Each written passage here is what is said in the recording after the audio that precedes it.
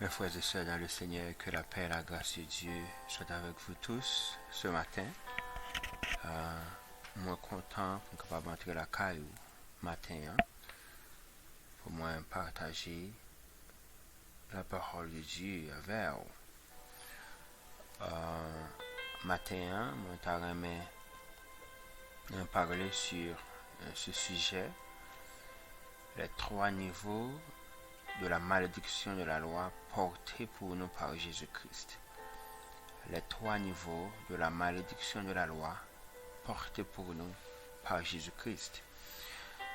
La Bible nous dit en Proverbe 4, verset 20 à 22, « Mon fils, sois attentif à mes paroles, prête l'oreille à mes discours, qu'il ne s'éloigne pas de tes yeux, garde-les dans le fond de ton cœur, car c'est la vie pour ceux qui les trouvent, c'est la santé pour leur corps.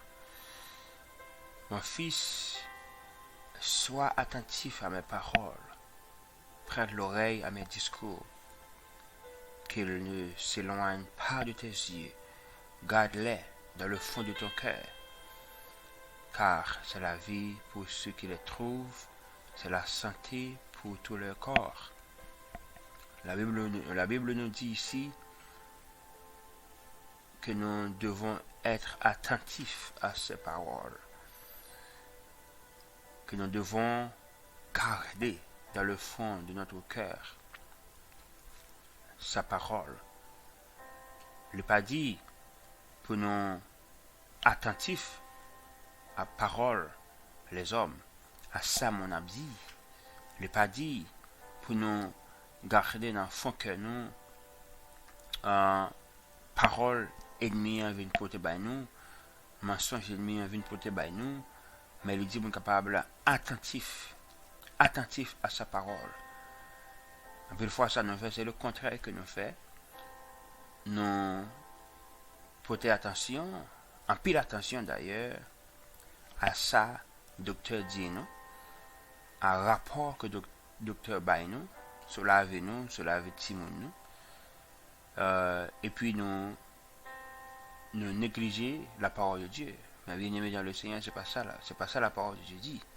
La parole de Dieu dit, soyez attentifs à la parole de Dieu. Garde sa parole dans le fond de ton cœur. Non pas contre le docteur, non pas contre la science. Et bien aimé dans le Seigneur, mais le créateur de notre vie, c'est Dieu. C'est lui qui nous a créés. Il connaît notre vie. Il connaît notre corps. Tout aspect, la vie, nous, il est sous contrôle de Dieu. Donc, premièrement, mon pape, porter trop attention à sa mon avenir. Bien que moi humble, bien que moi connais que Dieu est capable d'utiliser le monde pour parler avec moi, mais j'ai le Saint-Esprit de Dieu en moi qui me donne le discernement, capable de discerner. Alléluia. Et toute parole qui vient de moi. Mais en tout premier lieu, mes bien-aimés dans le Seigneur, nous devons être attentifs à la parole de Dieu. Et nous devons garder la parole de Dieu dans le fond de notre cœur. Concernant quelle que soit la situation, quelle que soit la maladie. Donc, nous avons gardé la parole de Dieu dans le fond que nous. Alléluia. Parce qu'il dit, Dieu envoie sa parole et guérit nos maladies. Donc, quel que soit, il s'agit de souffrances, quel que soit, il s'agit des difficultés du pays, quel que soit, il s'agit des attaques de l'ennemi.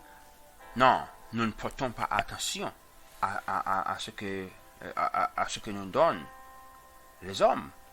Non, nous portons attention, nous prêtons l'oreille et nous gardons la parole de Dieu dans le fond de notre cœur par rapport à quelle que soit la situation, par rapport à quel que soit un cas qui est présenté devant, il faut consulter la parole de Dieu. Parce que la parole de Dieu a la solution pour tous les problèmes de la vie.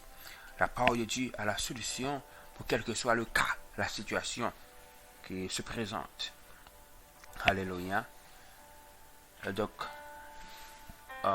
les 3 niveaux de la malédiction de la loi portés pour nous par Jésus-Christ. Dans Galates 3, verset 13 dit, Christ nous a rachetés de la malédiction de la loi, étant devenu malédiction pour nous, car il est écrit, maudit est quiconque est pendu au bois. Christ nous a rachetés de la malédiction de la loi, étant devenu malédiction pour nous, car il est écrit, maudit est quiconque est pendu au bois. Donc, Christ nous a délivrés de la malédiction de la loi. Christ nous a rachetés de la malédiction de la loi. Christ est devenu la malédiction pour nous. Moi, je viens du matin que vous pas maudit. Je viens du matin que vous pas quelle malédiction dans la vie. Ou même qui est en Christ. Ou même qui est de nouveau. Et il est capable toujours de faire comprendre que vous maudit. Et l'histoire de ta vie, l'histoire de ta famille, capable toujours témoigner quelque chose de maudit. L'histoire de ta mère, de ton père, la façon que il était mourir, la façon que il était vivre, la façon que la vie, malgré qu'il fait pile effort, il n'a pas réussi à rien, mais m'a dit bien, c'est mon ensemble, Jésus. Donc, c'est normal, parce que quel que soit le monde qui sent Christ, quel que soit le monde qui n'est pas né de nouveau, donc c'est en Christ que nous sommes une nouvelle création, et que là, en Christ, Christ a porté la malédiction pour nous. Mais si il y a mon pas en Christ, et mon ça la malédiction d'Adam, la malédiction de la désobéissance d'Adam qui est sur la ville. Ça c'est d'une part, d'autre part, mais si mon nom est de nouveau, mais mon intelligence n'a pas renouvelé dans la parole de Dieu par rapport à ce sujet, eh bien, on est capable de toujours vivre dans un état que tout le monde est capable de penser que mon nom maudit de la malédiction, mais je dis bien que non.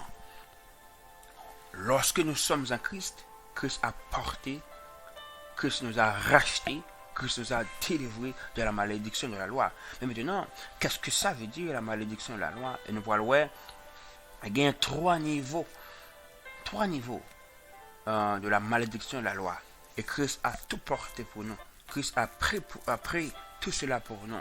Donc tout d'abord, nous voyons qui ça, ces 3 niveaux de malédiction. Qui ça y est?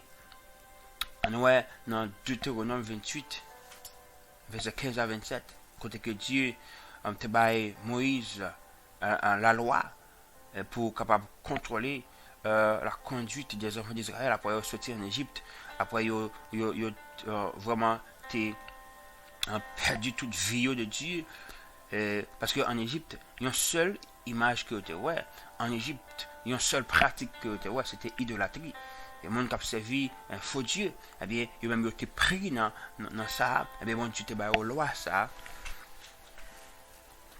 Alléluia, pour capable contrôler la conduite dans le désert. Alléluia. Et même lorsque tu es à Canaan, eh bien, le Seigneur te bat Moïse la loi pour capable contrôler la conduite du peuple. On nous lit dans Deutéronome 28, verset 15 à 27, pour nous voir qui ça. 3 niveaux malédiction ça y est. Mais si tu n'obéis pas à la voix de l'Éternel ton Dieu, si tu ne serves pas et ne mets pas en pratique tous ces commandements et toutes ces lois que je te prescris aujourd'hui, voici toutes les malédictions qui viendront sur toi et qui seront ton partage. Tu seras maudit dans la ville, tu seras maudit dans les champs, tes corbeilles et ta ruche seront maudites. Le fruit de tes entrailles, le fruit de ton sol, la portée de ton gros et de ton menu bétail, toutes ces choses seront maudites. Tu seras maudit à ton arrivée et tu seras maudit à ton départ. L'Éternel enverra contre toi la malédiction, le trouble et la menace. Et au milieu de toutes les entreprises que tu feras, jusqu'à ce que tu sois détruit, jusqu'à ce que tu périsses promptement à cause de la méchanceté de tes actions, qui t'aura porté à m'abandonner. Verset 21. L'Éternel attachera à toi la peste jusqu'à ce qu'elle te consume dans le pays dont tu vas entrer en possession. L'Éternel te frappera de consomption. Consomption qui veut dire maigrissement, dépérissement, être dans une maladie grave et prolongée, de fièvre, d'inflammation, de chaleur brûlante, de dessèchement, de jaunisse et de gangrène qui te poursuivront jusqu'à ce que tu périsses. Le ciel sur ta tête sera d'airain et la terre sous toi sera de fer. Ton cadavre sera la pâture de tous les oiseaux du ciel et des bêtes de la terre. Il n'y aura personne pour les troubler. L'Éternel te frappera de l'ulcère de l'Égypte, d'hémorroïdes, de gale, de teigne, dont tu ne pourras guérir. Ici, dans ce passage, nous avons l'exposition de ces trois niveaux de la malédiction de la loi que Jésus-Christ a porté pour nous. Premièrement, c'est le péché. En versets 15 et 16, plus précisément dans le verset 15, nous avons le péché. Le péché qui est la désobéissance à la parole de Dieu. Le péché qui est la transgression de la parole de Dieu, la transgression de la loi de Dieu. Eh bien, nous avons tout d'abord que le péché,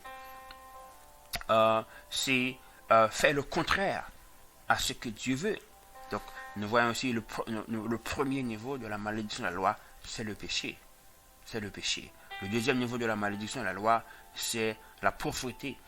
Du verset 16 au verset 19, et nous lit: tu seras maudit dans la ville et tu seras maudit dans les champs.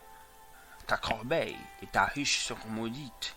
Les fruits de tes entrailles, le fruit de ton sol, les portées de ton gros et de ton menu bétail. Toutes ces choses seront maudites.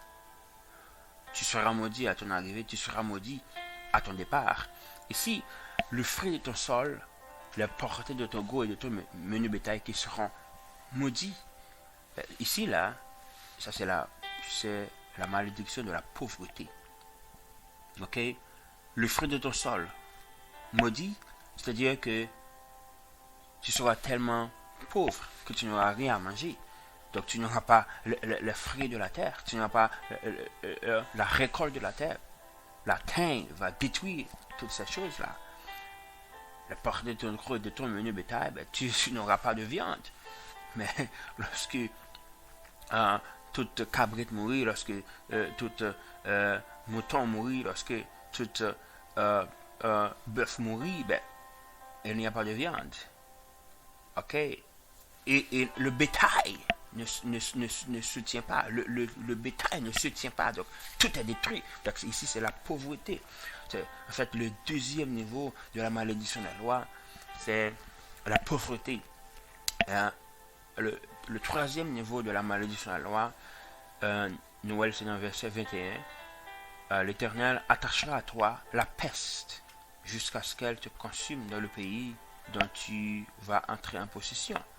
L'Éternel te frappera de consomption, c'est-à-dire amaigrissement, dépérissement dans une maladie grave et prolongée, la fièvre, l'inflammation, de chaleur brûlante, de dessèchement, de jaunisse et de gangrène qui te poursuivront jusqu'à ce que tu périsses.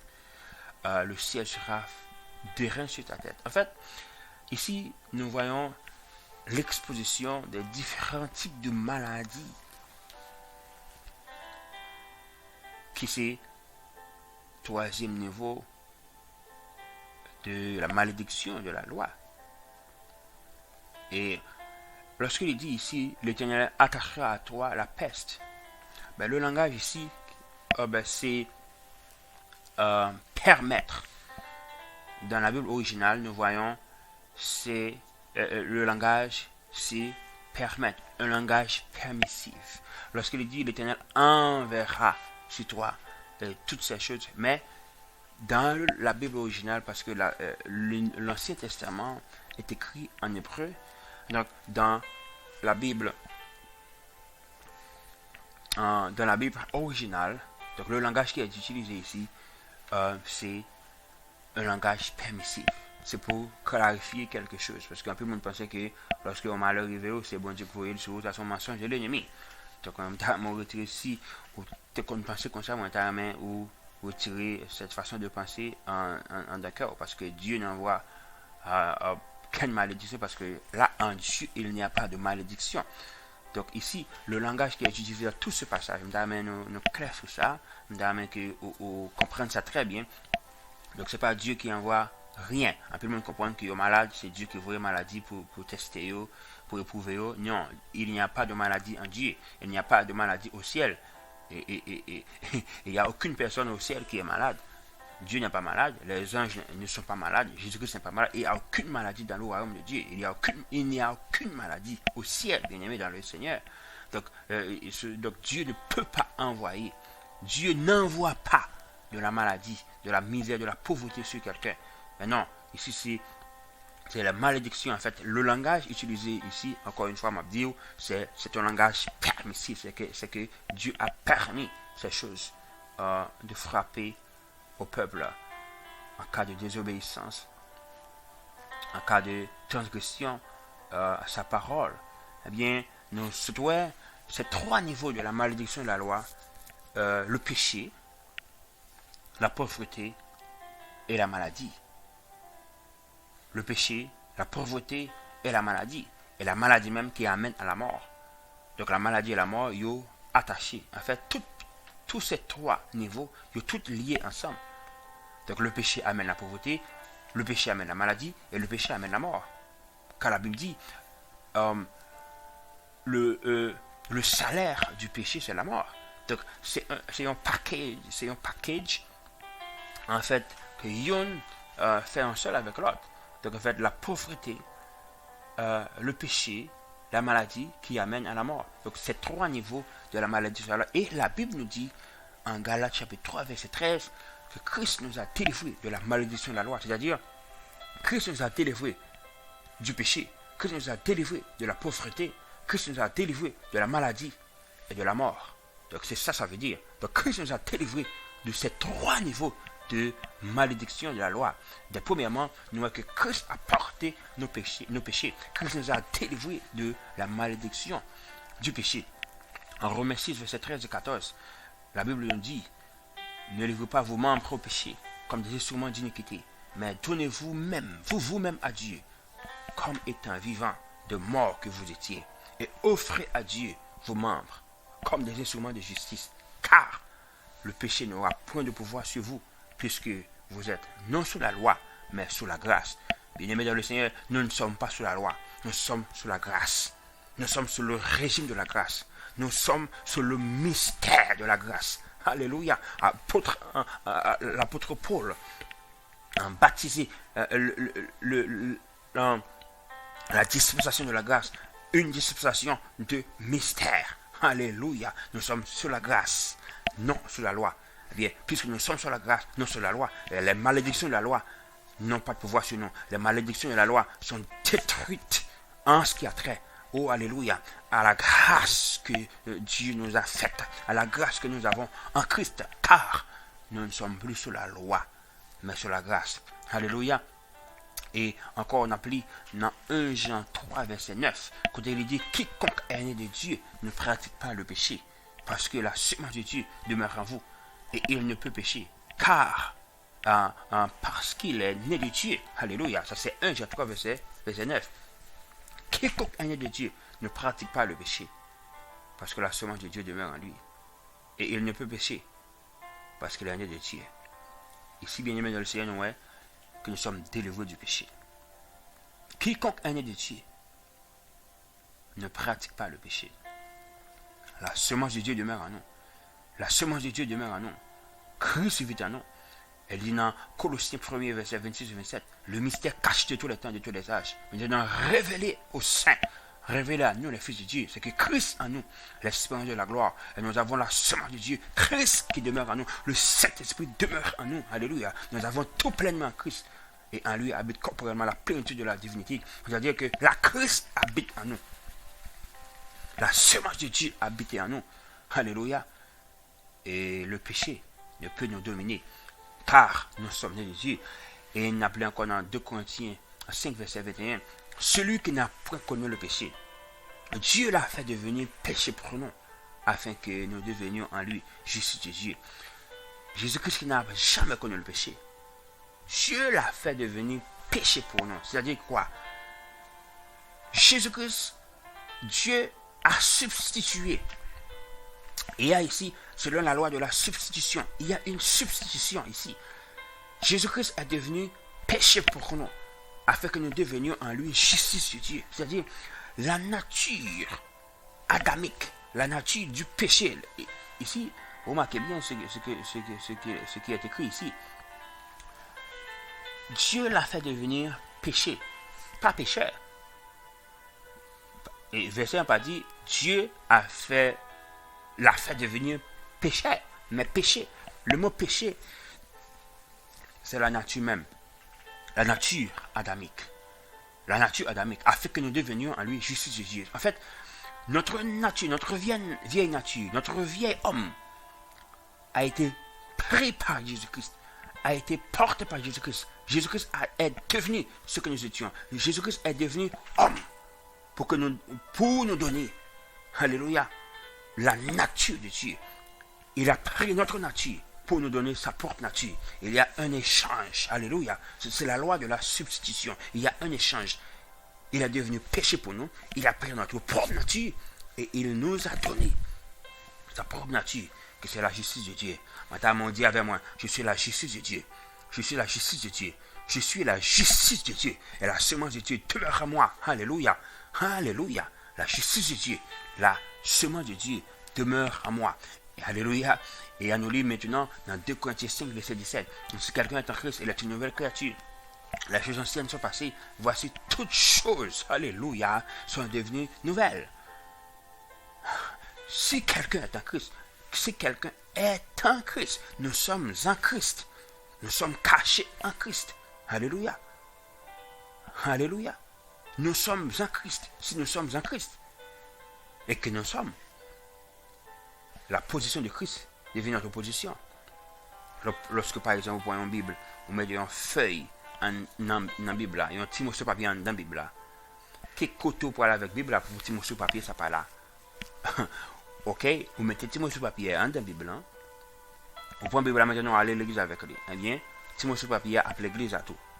Parce que petit morceau de papier dans la Bible. Ok, vous prenez la Bible ça, ou aller avec lui en République dominicaine. Petit morceau de papier dans la Bible parce que les en dans la Bible.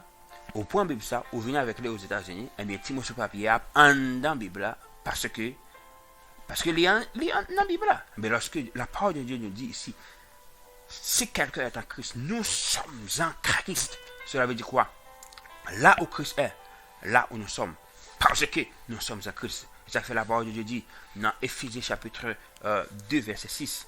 Dieu nous a ressuscités ensemble avec Christ. Il nous a fait asseoir dans les lieux célestes en Jésus-Christ. Pourquoi? Parce que nous sommes en Christ. Alléluia. Eh bien, si nous sommes en Christ, la capacité de Christ devient notre capacité. Ici, la capacité, le pouvoir, l'autorité de Christ, la puissance de Christ devient notre puissance. Parce que nous sommes en lui.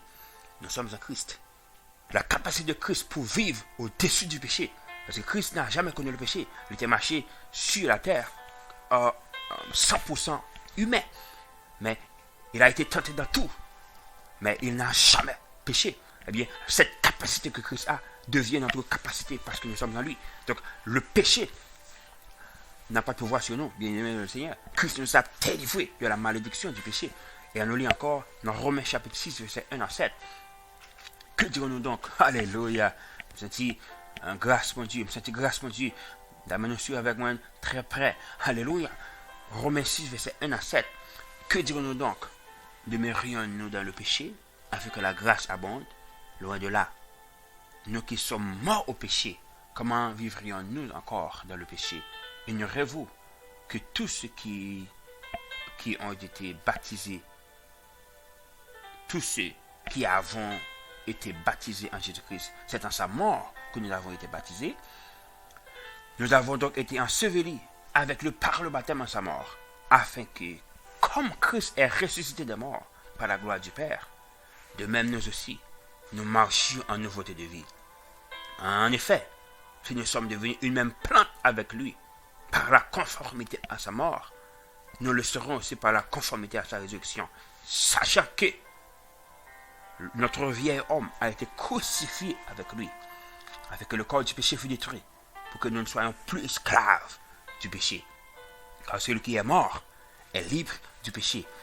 Alléluia, c'est la révélation, c'est la révélation. Alléluia, c'est la révélation. Alléluia. Celui qui est mort est libre du péché. Nous sommes morts avec Christ.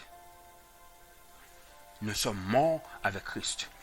Nous allons répéter ça avec moi, bien-aimé dans le Seigneur. Je suis mort avec Christ.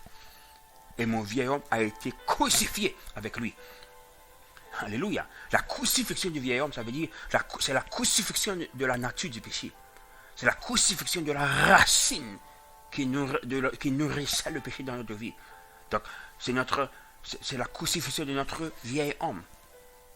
La nature du péché est détruite. Le corps du péché est détruit.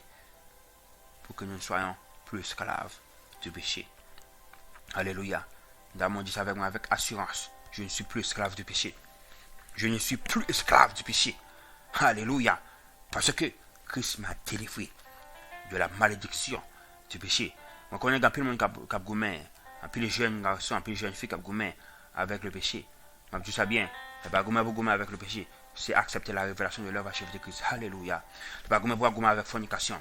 C'est pas goumé avec mensonge. C'est pas goumé avec la haine.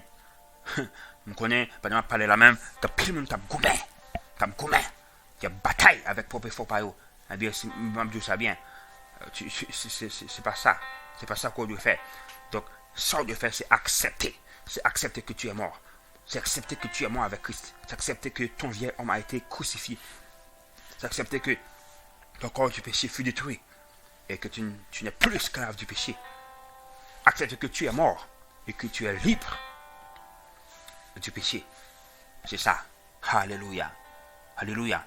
Mais qu'est-ce que ça veut dire? Comment moi expliquer ça? Vous savez, un monde qui mourit, il n'est pas qu'à pécher.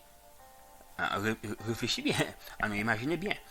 Il y a un monde, alléluia, qui était un menteur. Depuis le vieux bouche, c'est mensonge qui est sorti.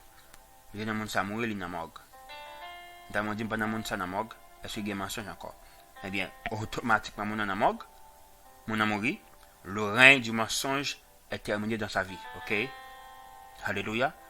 Un autre exemple là. Imaginez un jeune garçon, par exemple, ou bien une jeune fille, qui mourit de la fornication, par exemple, qui mourit de l'adultère, par exemple, et c'est en fait le péché de l'immoralité sexuelle. Mon nom mourit là-dedans.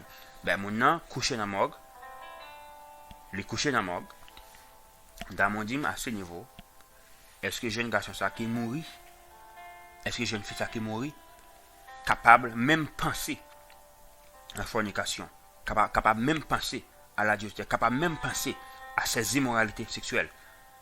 Non. Le règne du péché, le règne de l'immoralité sexuelle est terminé dans sa vie parce qu'il est mort. Bien aimé dans le Seigneur, c'est de même. Nous sommes morts avec Christ. Considère-toi étant mort avec Christ et que le règne de la fornication est terminé de ta vie. Même gens qui couchent dans ce cas-là, qui couchent dans la morgue là, pas capable. Péché, pas capable. Même penser à la fornication. Considère-toi mort avec Christ. Considère-toi mort à la fornication. Considère-toi mort au mensonge. Considère-toi mort à la rancune. Considère-toi mort à quelque chose de péché que tu as lutté avec elle. Tu es mort à ces péchés. Tu es mort. Un troisième exemple. Considérez. Alléluia. Un pied bois, par exemple. Quel que soit un pied bois. Un pied orange, par exemple. Alors, il y a un monde qui paraît qui coupe toute racine pieds orange là. Toute racine est coupée. Dans mon dîme, est-ce que pieds orange là a continué à vivre ou bien la mourir? Parce que toute racine est coupée. Pieds orange là, après chaque jour levé, la fenêtre, jusqu'à ce qu'il est séché. Il n'est pas qu'à continuer pour tes fruits, parce que racine est coupée. C'est ça que Christ fait pour nous, bien-aimés dans le Seigneur. Christ nous a délivrés de la malédiction de la loi. Christ nous a délivrés de la malédiction du péché. Et notre vie a été crucifiée. Notre corps du péché fut détruit. Alléluia. Ça veut dire racine qui t'a produit le péché, racine qui t'a nourri le péché dans notre vie. Christ a coupé ces racines-là. Maintenant, le péché est mort dans notre vie. Le péché est mort. Cette nature de péché, cette nature qui t'a nourri le péché dans notre vie, elle est morte. Elle est morte. Cette nature est morte. Bien-aimés dans le Seigneur. Donc, nous avons la victoire. Donc, nous sommes délivrés. Christ nous a délivrés de la malédiction du péché. D'ailleurs, on dit merci Seigneur. Parce que ça, personne ne peut être capable de faire dans la vie. C'est Jésus-Christ seulement. C'est Jésus-Christ seulement.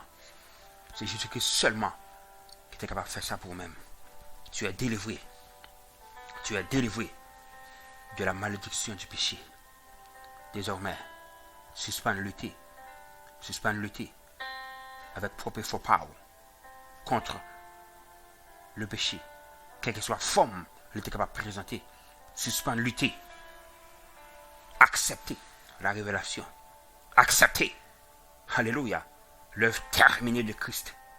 Accepter que tu es devenu participant de la nature divine. Accepter que Christ est devenu péché pour toi. Et que toi, tu es devenu sa justice. Tu es devenu la justice de Dieu. Accepte cette réalité. Accepte ce fait accompli. Parce que ta nature de péché, ta nature adamique, Jésus-Christ l'a prise pour toi. Jésus-Christ l'a portée pour toi à la croix. Accepte cette révélation. Et c'est ta victoire. Et marche maintenant dans ton règne d'autorité. Marche maintenant dans ton règne. Dans ton règne. Parce que la parole de Dieu nous dit dans Romains 5, verset 17. Si par l'offense d'un seul, la mort a régné par lui seul. À plus forte raison, nous qui recevons la potence de la grâce, du don de la justice, nous régnerons dans la vie en Jésus-Christ. Oh, alléluia. Nous qui recevons la bonne de la grâce et le don de la justice, nous régnons dans cette vie. Marche dans ton règne. Marche dans ton règne sur le péché. Parce que Christ t'a mis au-dessus du péché. Comme Christ lui-même l'étape marché au-dessus du péché, Christ nous a donné cette même position à lui. Nous sommes à Christ. Et il nous a positionnés au-dessus du péché. Tu es au-dessus du péché. Nous sommes au-dessus du règne du péché. Marchons dans la victoire. Et moi, déclare dans ta vie maintenant que la force de Dieu, que la puissance de cet esprit qui est en toi, levez camper. Alléluia. Que la grâce de Dieu, que la faveur divine, imprégnée, ou la grâce qui est la capacité surnaturelle de Dieu, pour aider nous à accomplir ce qui est humainement impossible. Que cette grâce de Dieu imprègne toute vie. Que cette grâce de Dieu enveloppe pour capacité ou capable de camper pour vivre désormais dans la vie divine, pour marcher désormais dans la victoire sur le péché et sur quelle que soit tentation qui est capable de venir sur autour. Au nom de Jésus-Christ, que la paix de Dieu avec vous, que grâce de Dieu couvre vous, marchez désormais dans la victoire de Christ, marchez désormais dans la paix de Christ, marchez désormais dans la santé divine, marchez désormais, alléluia, dans ton règne sur le péché, au nom de Jésus-Christ. Bon Dieu béni. Alléluia.